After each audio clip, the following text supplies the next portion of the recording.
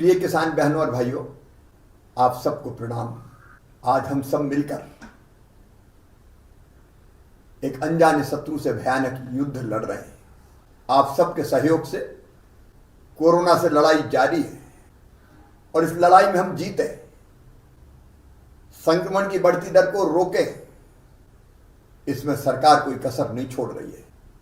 Corona से लड़ने के लिए जो आवश्यक संसाधन है वो जुटाने की हर संभव कोशिश हो रही है।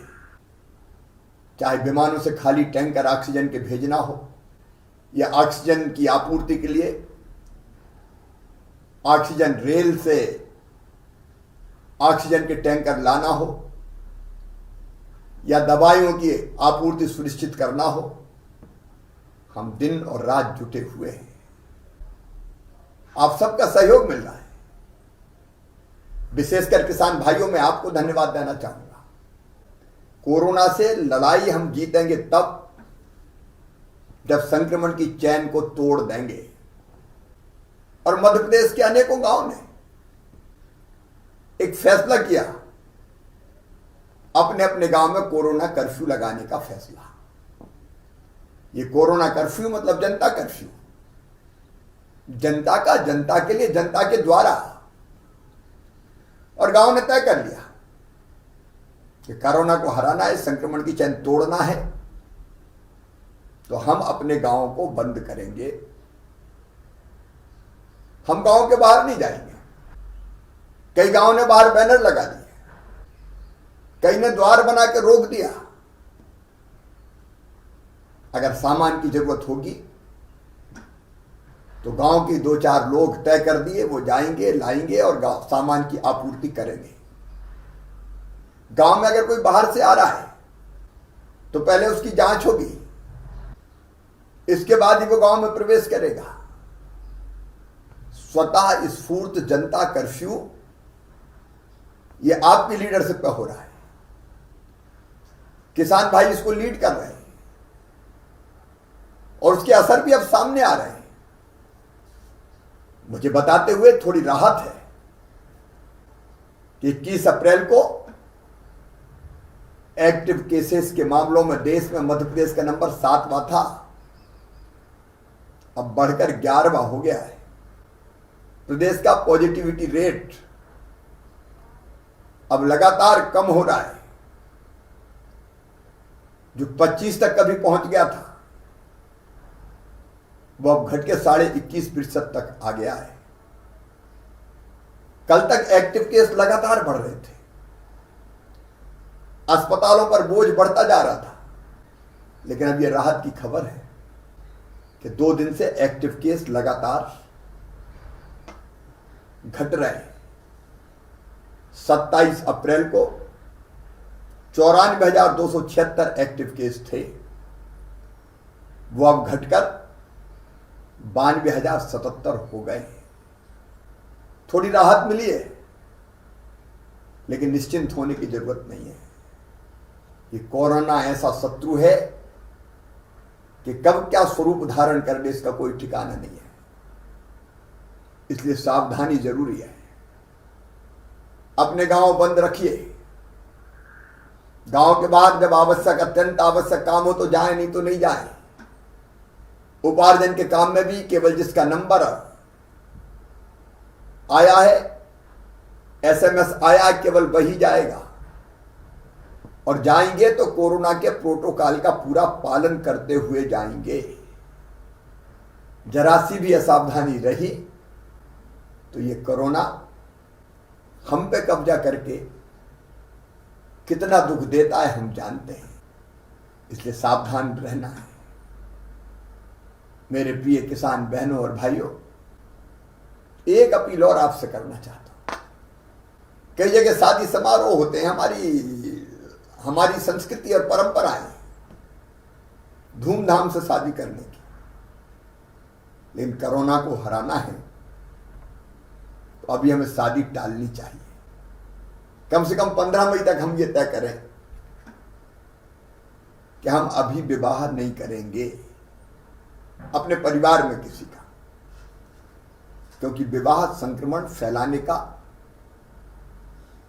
बहुत सशक्त माध्यम हो जाता है, परिवार का परिवार संक्रमित हो जाता है। और इसलिए मेरी अपील है, टाली जा सके तो शादी टालो, और बहुत जरूरी अगर है तो शादी में 10 से ज्यादा लोग नहीं होने चाहिए। ये मैं आपके लिए कह रहा हूं, आप सुरक्षित रहें, स्वस्थ रहें, इसलिए कह रहा हूं। पिछले साल भी हमने कोरोना काल में खरीदी करी थी। उपार्जन में देश में पहले नंबर पे हम आए थे। 1,29,00,000 मीट्रिक टन गेहूं हमने खरीदा था। लेकिन इस बार कोरोना की लहर का कहर पिछले साल से कई गुना बढ़ा है। फिर भी सरकार ने तय किया है, आप आश्वस्त रहना, किसान के उत्पादन का एक एक दाना खरीदा जाएगा। इतने भयानक संकट में भी खरीदी का काम जारी है। मैं उपार्जन के काम में लगे सभी बहनों और भाइयों को हृदय से धन्यवाद देता हूं कि उन्हें हिम्मत नहीं हारी, जान जोखिम में डाल के भी खरीदी के काम में लगे हुए हैं। और उसी का परिणाम है कि 61 लाख मीट्रिक टन से ज्यादा गेहूं खरीदा जा चुका है। चना, मसूर, सरसों की खरीदी भी जारी है। उपार्जन का काम सावधानी से करना है, इसलिए थोड़ी देर हो सकती है, चिंता की जरूरत नहीं है। इंदौर उज्जैन संभाग में खरीदी की अंतिम तिथि 5 मई थी, लेकिन तब तक खरीदी संभव नहीं थी, इसलिए उसको बढ़ाकर अब 15 मई कर दिया गया है। प्रदेश के शेष संभागों में 25 मई तक यह खरीदी की जाएगी। मैं फिर आश्वस्त कर रहा हूं, एक एक दाना खरीदेंगे, चिंता मत कीजिए। किसान भाइयों और बहनों, आपके उत्पादन का भुगतान ठीक समय पे हो जाए, उसका भी हम लगातार प्रयास कर रहे हैं। हमने एक फैसला और किया है, क्योंकि अभी खरीदी सबकी पूरी हुई नहीं है, पैसा पास आया नहीं है, और इसलिए हमने किसानों को वर्ष 2020-21 में दिए गए ऋण के भुगतान की अंतिम तिथि पहले मार्च से बढ़ा के 30 अप्रैल की थी। अब 30 अप्रैल से बढ़ा के 31 मई की जा रही है, और इस कारण 31 करोड़ रुपए का ब्याज के रूप में भुगतान किसानों की ओर से मध्य प्रदेश सरकार करेगी। आपके पास जब पैसा आए तब ऋण चुकाइए। मेरे प्रिय किसान बहनों और भाइयों, 0% ब्याज पे कर्ज देना हमने जारी रखा है, वो लगातार चल रहा है। प्रिय किसान बहनों और भाइयों, प्रधानमंत्री श्रीमान नरेंद्र मोदी जी ने किसान सम्मान निधि के रूप में 6,000 रुपया देने प्रारंभ किए थे। हमने उसमें 4 और जोड़े। मुख्यमंत्री किसान कल्याण योजना बनाई, और पिछले साल मुख्यमंत्री किसान कल्याण योजना के तहत सितंबर 2020 से अब तक 74,56,000 किसानों के खाते में 1,491 करोड़ रुपए का भुगतान किया जा चुका है। इस वित्तीय वर्ष की पहली किस्त के रूप में 7 मई को 74 लाख किसानों के खाते में 1,480 करोड़ रुपए की राशि डाली जाएगी। यह समय संकट का है, आर्थिक गतिविधियां भी कोविड के कारण प्रभावित हो रही है, लेकिन किसान को कोई दिक्कत ना आए, इसलिए राशि उनके खाते में डाली जाएगी। मेरे किसान भाइयों, किसान कल्याण के लिए जारी योजनाएं चलती रहेंगी। हम अपनी तरफ से किसानों की भलाई और कल्याण में कोई कसर नहीं छोड़ेंगे। लेकिन आपसे मैं फिर एक बार अपील करता हूं, हम सबका शत्रु है आज कोरोना। संकट के समय में इस शत्रु से निपटने के लिए हम सबको एक होना होगा। गांव में कोई भेदभाव मत रखिए। संकट का समय समरस हो जाइए, मिलके कोरोना के संक्रमण की चैन को तोड़िए। और अगर कहीं सर्दी, जुकाम, बुखार, दस्त के पेशेंट मिले तो लापरवाह मत रहिए, तत्काल जांच करवाइए। उनका टेस्ट भी करवाएंगे, लेकिन टेस्ट की रिपोर्ट आए उसके पहले हमने व्यवस्था की है। किल कोरोना अभियान 2 में घर घर हमारी टीम जाएगी, गांव में जांच करेगी, और अगर सर्दी, बुखार, जुकाम, खांसी जैसे लक्षण है तो तत्काल दवाई भी देगी। इस तरह के रोगों में निश्चिंत नहीं रहना है, मामूली नहीं मानना है। कोरोना असाध्य बीमारी नहीं है। मुझे भी तो कोरोना हुआ था, स्वस्थ होके आ गया, लेकिन अगर लापरवाही की तो ये जानलेवा बन जाती है। तो पहली चीज तो गांव बंद रखना है, ना कोई बाहर जाएगा ना कोई अंदर आएगा। सामान की सप्लाई एक छोटा ग्रुप करेगा।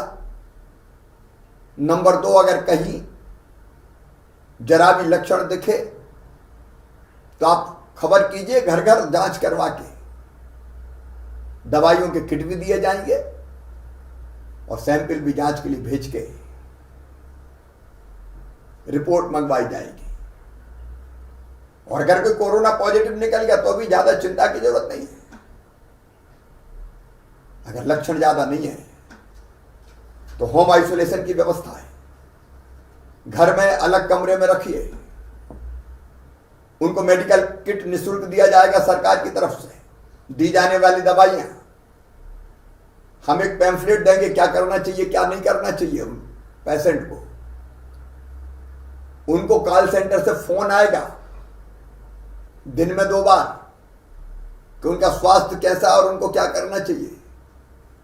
लेकिन इस दौरान परिवार उनसे अलग रहेगा। परिवार को अलग रखिए। मिलने जुलने का मोह मत पालिए, नहीं तो पूरा परिवार संक्रमित हो जाएगा।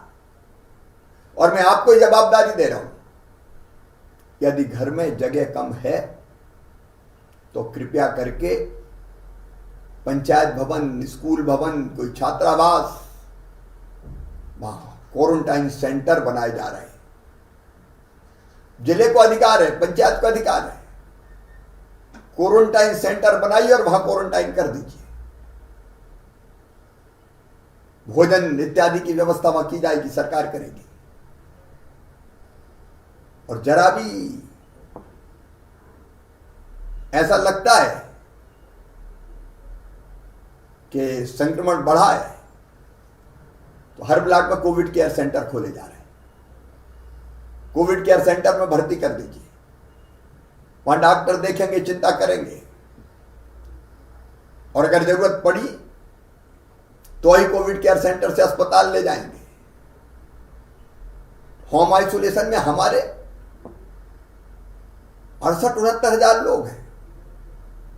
1.25% से ज्यादा को अस्पताल नहीं जाना पड़ रहा, घर पे ही ठीक हो रहा है, कोविड केयर सेंटर में ठीक हो रहा है। लेकिन मेरे बहनों और भाइयों, ऐसी नौबत मत आने दीजिए कि संक्रमण फैलता जाए और हम परेशान होते रहें। इस कोरोना को अपने गांव में प्रवेश मत दीजिए, और उसका तरीका घर पे रहिए। कुछ दिन है ये हमारे संकट के, धैर्य और संयम हमने रख लिया तो हम कोविड को समाप्त कर देंगे। और लापरवाही की तो कोविड हम पे हावी हो जाएगा। आइए मेरे प्रिय बहनों और भाइयों, मेरे किसान भाइयों, अपने गांव को आप लीड कीजिए, कोरोना मुक्त गांव बनाइए, संक्रमण की चैन तोड़िए, भीड़ की कोई गतिविधि मत होने दीजिए। गाइडलाइन के हिसाब से व्यवस्थाएं कीजिए और व्यवस्थित रहिए। मुझे पूरा विश्वास है कोरोना हारेगा, हम जीतेंगे, वो दिन जल्दी आएगा। बहुत बहुत धन्यवाद।